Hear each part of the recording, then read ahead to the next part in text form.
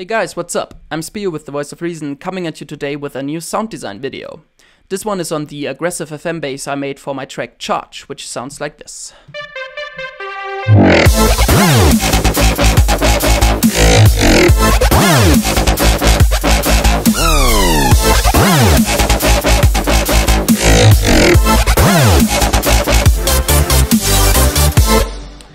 Oh yeah, just by the way, in case anyone's wondering, this little growl right here, I made this using the vocoder bass technique I explained in an earlier video, which you can check out right here. I'll put up an annotation. But now we're gonna take a look at the aggressive FM bass, and here's the raw bass we're gonna be creating. So let's get into it. First off, we'll create a Thor. Make sure it's resetted and then turn on the portamento with a value of about 20 and set it to mono retrigger. On the amp envelope, we'll pull up the sustain all the way, and while we're down there we can also give it some attack, like 60 milliseconds. Then we'll bypass the first filter for now and set the first oscillator to a sine wave. That's an octave 4 sine wave. Then we'll chuck in another analog oscillator, also a sine wave on octave 2 this time. And then we'll throw in yet another analog oscillator and also set it to a sine wave, and we'll bring that one down to octave 3. Now we have to make sure though that the second and third oscillator are not activated in this section right here, so just the first one is going through the first filter. In the modulation section we can now select the second oscillator and route it with an amount of 37 to the first oscillator frequency, that's the OSC1 FM. Then we'll select the third oscillator and route it with an amount of 53 to the second oscillator frequency. That's the OSC2 FM. And now we've got our nice frequency modulation sound going.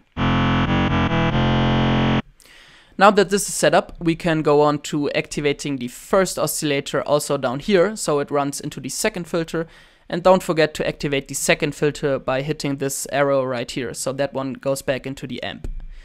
On the second filter, we'll throw in a formant filter, bring down the envelope velocity and gender all the way, and we'll bring up the drive to about 99. So that we don't clip, we have to bring down the master volume to about minus 12.5 dB. Okay, now we're fine. On the formant filter, we'll bring up the Y component to 30, and then we'll bring down the X component to 32. So I mean, also to 30. You get the idea. And for the third filter, we'll chuck in a low pass ladder, bring down the envelope and velocity amount all the way, and we'll bring up the frequency all the way, but that doesn't really matter anyway because we're gonna automate this now by alt-clicking it. That creates the automation line in the sequencer. And we'll do the same thing on the Y component on the formant filter, so alt-click that one too.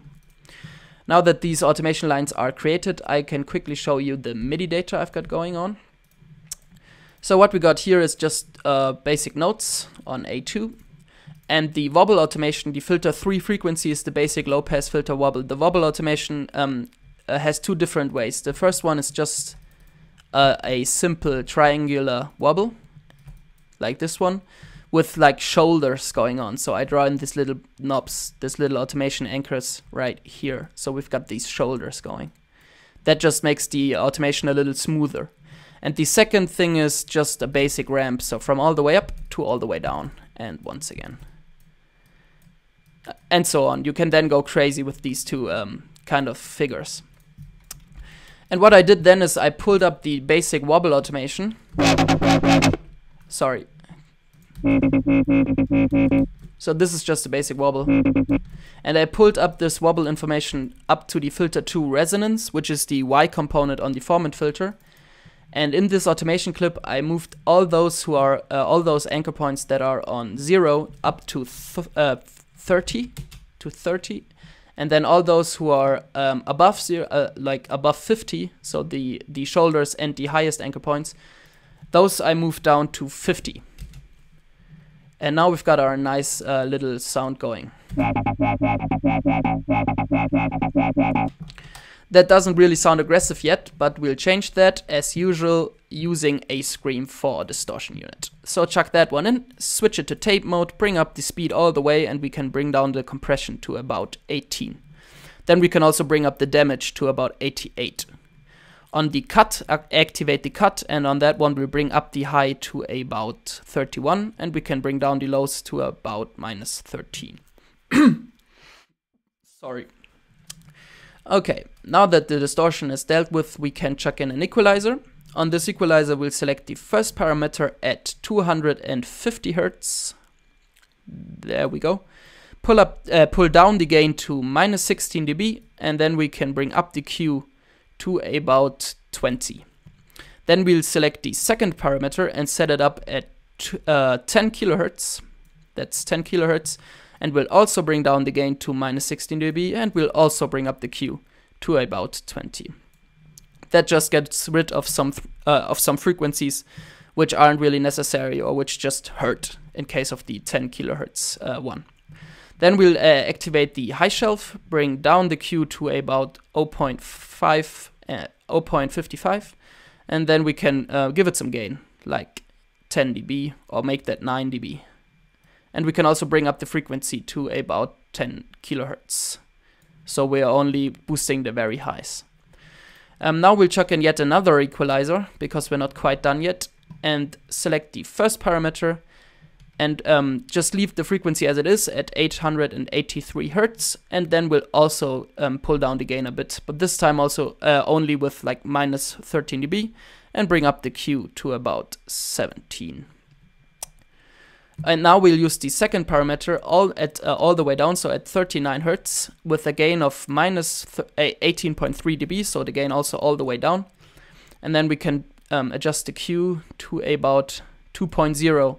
So we get rid of these lows here, which get quite distorted with this scream and don't sound that good anymore. So we'll later replace those lows with a sub bass. Okay, now with the equalizing done, we'll take another listen. Okay, now we can move on to creating a reverb. That's our RV700 reverb. Open the programmer, switch it to room mode, bring down the decay to about 25, bring up the damp to about 66, and we'll bring down the dry wet to about 20, or make that 10, because we don't want that much room going. It's just to make the sound a little more natural. We have to bring it down a bit too, because we're clipping.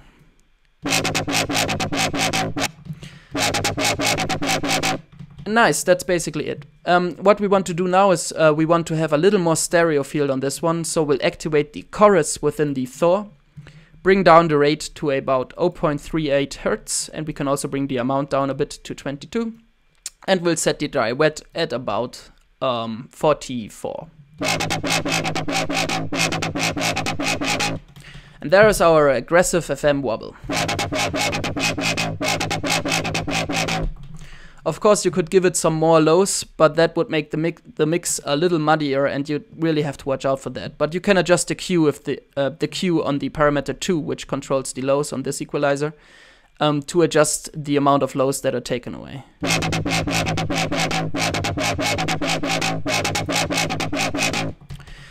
Okay, now in the actual project, in the actual charge track, I actually layered this bass, so I high-passed it and layered it with a simple wavetable bass here, which just gives it a little more energy, I think. It's basically always a good idea, I found, to layer basses. That just makes it a lot more dynamic. Especially in this section here, for example, where I layered it with another higher bass.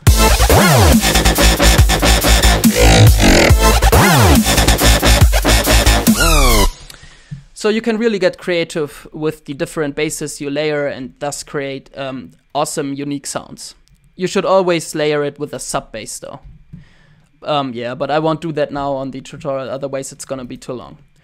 But this is your basic FM aggressive bass. I hope this tutorial was useful. If it was, drop a like, that would be much appreciated. My name's Speo, this was The Voice of Reason, and I'll see you next time. Have a good one of whatever you're having.